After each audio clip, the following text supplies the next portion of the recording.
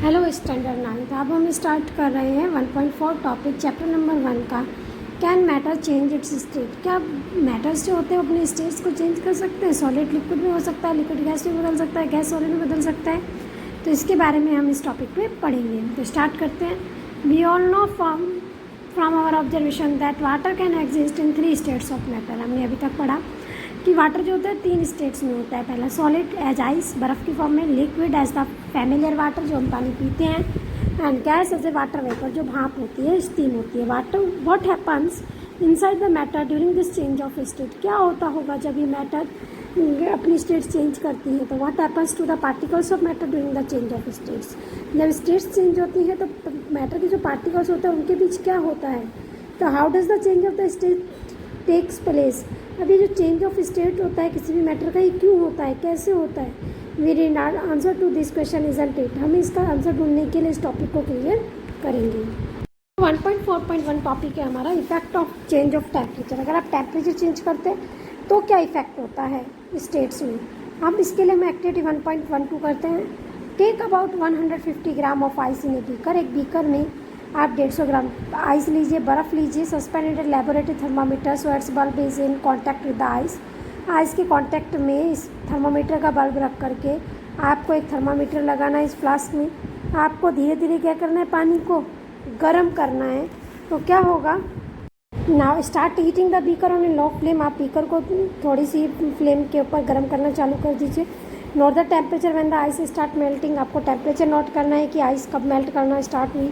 Note the temperature when all the ice is converted into water. और उस temperature को note करना है जब पूरा बर्फ़ जो है वो पानी बन गया। Record your observation for this conservation of solid to liquid state. आप इस ऑब्जर्वेशन को आप रिकॉर्ड रखो क्योंकि सॉलिड से लिक्विड में बदलने में उसको कितना टेम्परेचर लगा और कितना टाइम लगा। Now put a glass rod in the beaker and heat while steering till the water starts boiling. अब एक ग्लास रोड रखो बीकर में और फिर उसको पानी को उबलने दो। कब तक वो उबलता है? Keep a careful I on the thermometer. Thermometer को ध्यान से देखना है क्योंकि उसके अकॉर्डिंगली हमें टेम्परेचर मिलेगा। Reading till most of the water is वेपराइज्ड।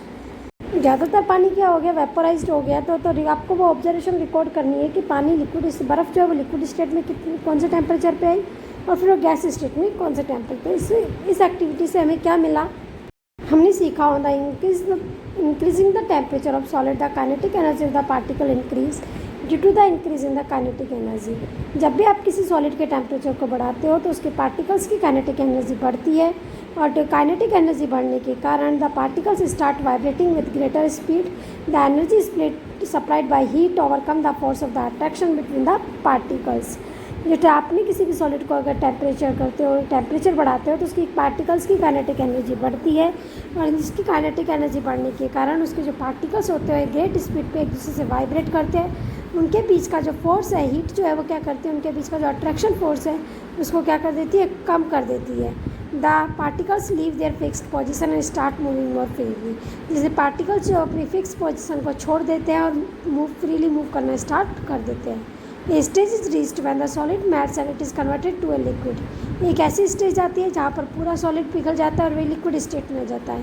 The temperature at which a solid melts to become a liquid at the atmospheric pressure is called a melting point. वो टेम्परेचर जिस पर भी कोई सॉलिड मेल्ट होकर के liquid में बदलना चालू होता है उसे हम क्या बोलते हैं, melting point. The melting point of A solid is an indication of the strength of the force of attraction between its particle. Melting point हमें ये भी बताता है कि किस सॉलिड के बीच में attraction power, strength of force कितनी थी, स्ट्रेंथ ऑफ फोर्स कितना था। The melting point of ice is 273.16 degree kelvin.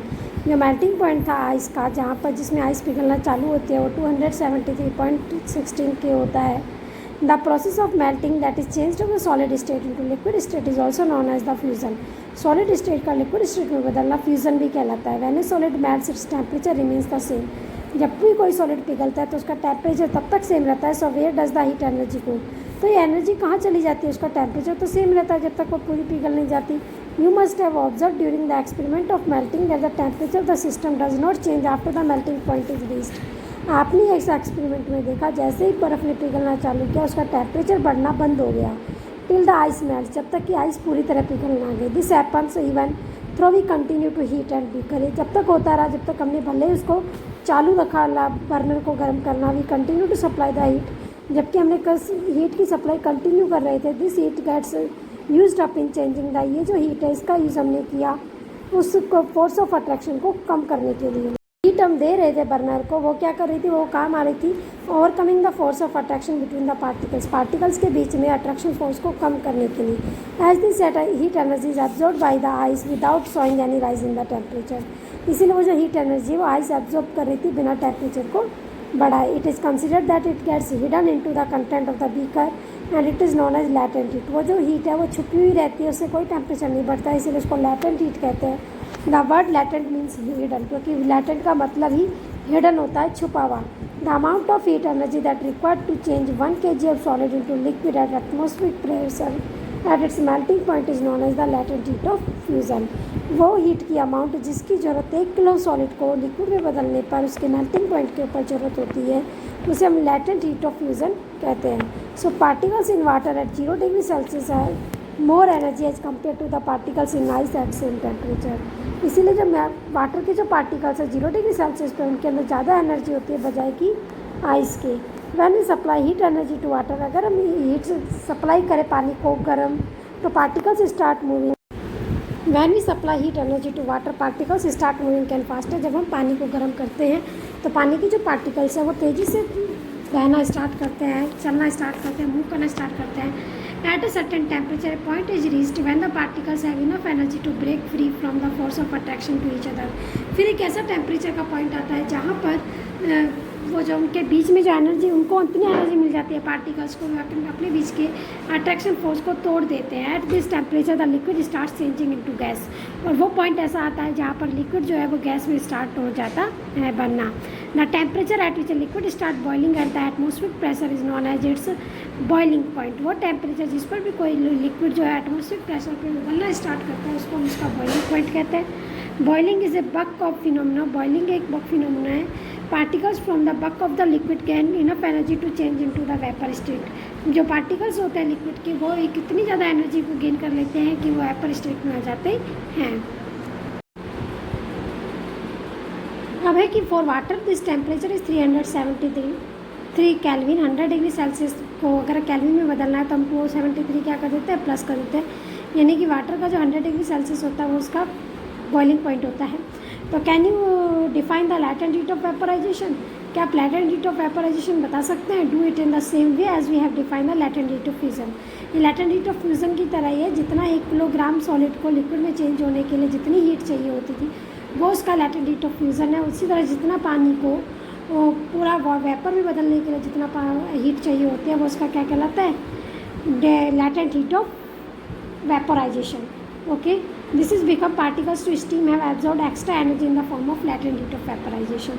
पानी की जो वाटर वेपर की जो होती है वो उसके अंदर ज़्यादा एनर्जी होती है बजाय कि पानी के, इसलिए सेम टेम्परेचर पे वो ज़्यादा एनर्जी को एब्जॉर्ब करती है। जैसा कि डायग्राम में बताया, सॉलिड स्टेट को आप गर्म करोगे तो लिक्विड स्टेट में आ जाएगी, लिक्विड स्टेट को वापस ठंडा करोगे तो सॉलिड स्टेट में आएगा, लिक्विड को गर्म करोगे तो गैस स्टेट में आएगा, गैस को ठंडा करोगे तो क्या आ जाएगा, लिक्विड स्टेट में। So we inform that the state of matter can be change into another state by changing the temperature. इसलिए हम कह सकते हैं किसी भी स्टेट की मैटर की स्टेट को हम टेम्परेचर को बढ़ा करके भी चेंज कर सकते हैं, टेम्पर को घटा करके भी चेंज कर सकते हैं। We have learn that substance around us changes state from solid to liquid and from liquid to gas on application of heat. इसीलिए हम कहते हैं, हमने सीखा कि सब्सटेंस जो होते हैं हमारे चारों ओर वो सॉलिड से लिक्विड में और लिक्विड से गैस में हीट का अप्लाई करने पर, उसको गर्म करने पर अपनी शेप चेंज कर देते हैं। But there are some that changes directly from solid state to gas state vice versa without changing into the liquid state. लेकिन कुछ मैटर ऐसे होते हैं जो कि बिना लिक्विड स्टेट में ये डायरेक्ट सॉलिड से गैस में बदल जाता है। इसके लिए हम एक्टिविटी 1.13 करते हैं। टेक सम कपूर और ammonium chloride, crush it and put it into A China dish. एक चाइना डिश लो, उसके अंदर थोड़ा सा कपूर डालो या अमोनियम क्लोराइड, कपूर जो हम घर में यूज करते हैं पूजा के समय, उसको क्रश कर दो, उसको पीस दो, उसको चाइना डिश में रखो।